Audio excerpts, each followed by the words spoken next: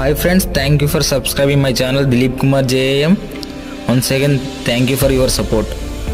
Today my new buds Bolt K40 unboxing video. Let's start.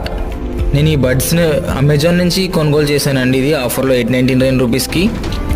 ఈ buds నాకు చాలా worth అనిపించాయి. వాయిస్ కానీ నాయిస్ క్యాన్సిలేషన్ కానీ అలాగే ఆడియో కాల్ మాట్లాడేటప్పుడు చాలా క్లారిటీగా ఉందండి. వాయిస్ అంతా కూడా బయట ఎక్స్టర్నల్ వాయిస్ ఏమి రాకుండా చాలా పర్ఫెక్ట్గా వినపడుతుంది.